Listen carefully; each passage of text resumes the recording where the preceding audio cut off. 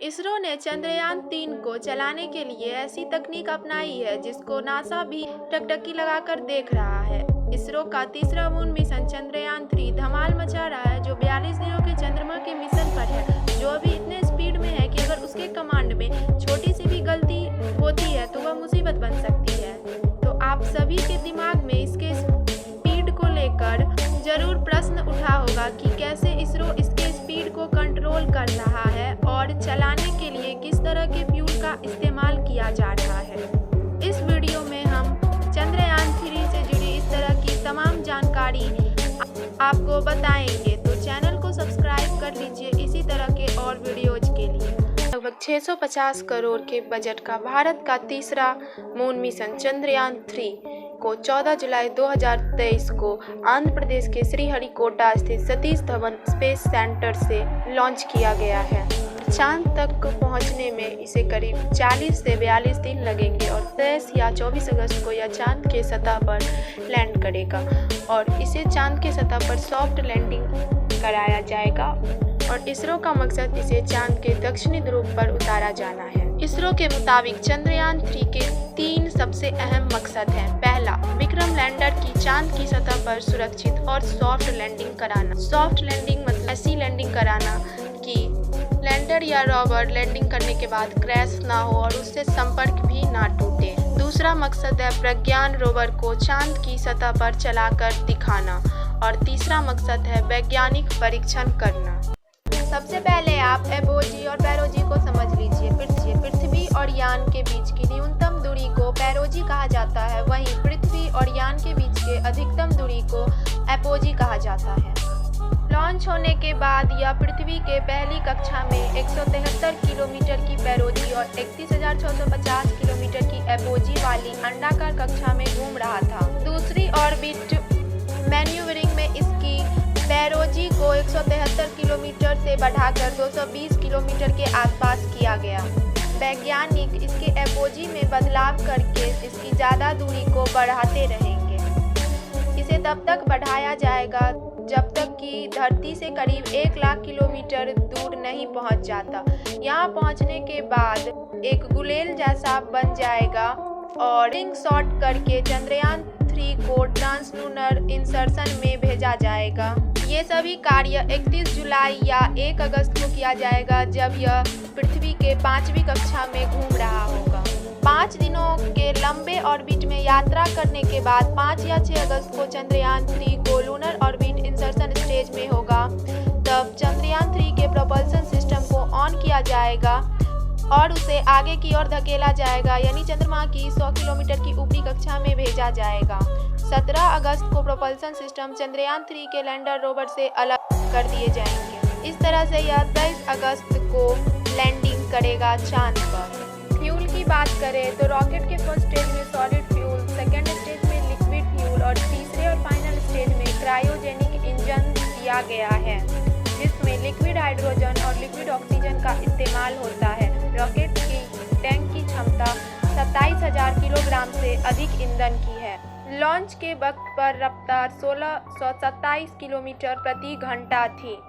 45 kilometre की ऊंचाई पर पहुंचने के बाद लिक्विड इंजन शुरू हुआ और रफ्तार बढ़कर 6437 किलोमीटर प्रति घंटा हो गया। 62 किलोमीटर की ऊंचाई पर ब्रूस्टर रॉकेट से अलग हो गया, जिसके बाद रफ्तार 7000 किलोमीटर प्रति घंटा हो गई। क्रायोजेनिक इंजन के काम करने पर स्पीड सबसे अधिक हो जाएगी।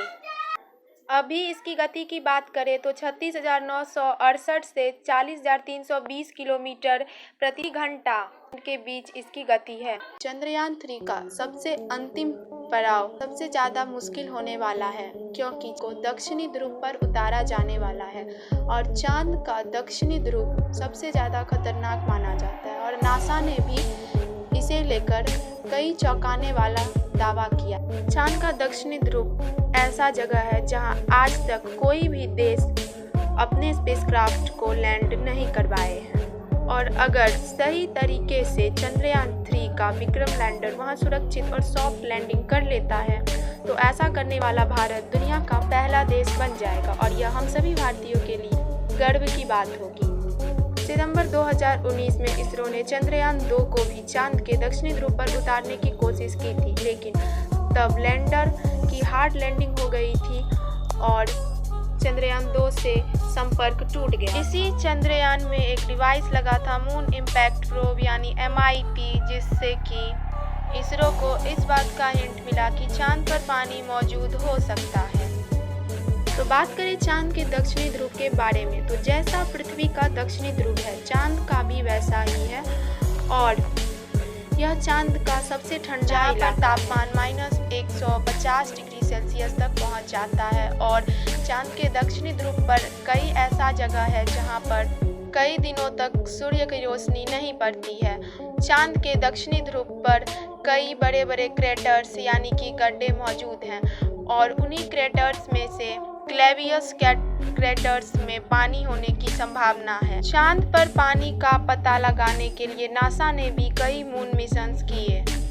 नासा ने भी अपने एक रिपोर्ट में यह कहा था कि ऑर्बिटर से परीक्षणों के आधार पर यह कहा जा सकता है कि चांद के दक्षिणी ध्रुव पर बर्फ है और यहाँ दूसरे प्राकृतिक संसाधन भी हो सकते हैं। इसीलिए इसरो चंद्रयान 3 को चांद के दक्षिणी ध्रुव पर उतारने का फैसला किया। आप ये बात भी जान लीजिए कि आज तक कोई भी देश अपना स्पेसक्राफ्ट चांद के दक्षिणी ध्रुव पर उतारने में सफलता नहीं हासिल की है, क्योंकि चांद का दक्षिणी ध्रुव पर सूरज का रोशनी नहीं पहुंच पाने के कारण काफ़ी ज़्यादा अंधेरा छाया रहता है।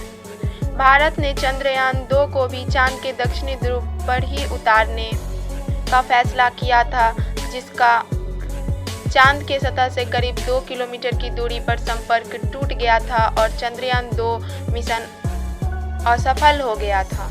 चांद पर पानी मौजूद होने का कारण यह हो सकता है कि सूरज के इंजेक्ट किए गए एनर्जेटिक पार्टिकल के इंटरेक्शन से पानी वहां पर बना हो। जब सोलर विंड चांद की सतह तक हाइड्रोजन पहुंचाती है तो हाइड्रोजन मिट्टी में ऑक्सीजन बियरिंग मिनरल के साथ रिएक्ट कर हाइड्रोक्सिल बनाता है और तब शायद यह हाइड्रोक्सिल पानी में तब्दील हो गया। चांद का दक्षिणी ध्रुव ऐसा अजीब जगह है और यहाँ पर सबसे बड़ा चुनौती यहाँ पर छाई अंधेरा है। यहाँ पर चाहे लैंडर उतारना हो या किसी अंतरिक्ष यात्री को काफ़ी ज़्यादा मुश्किल होगा, क्योंकि चांद पर पृथ्वी की तरह वायुमंडल नहीं है।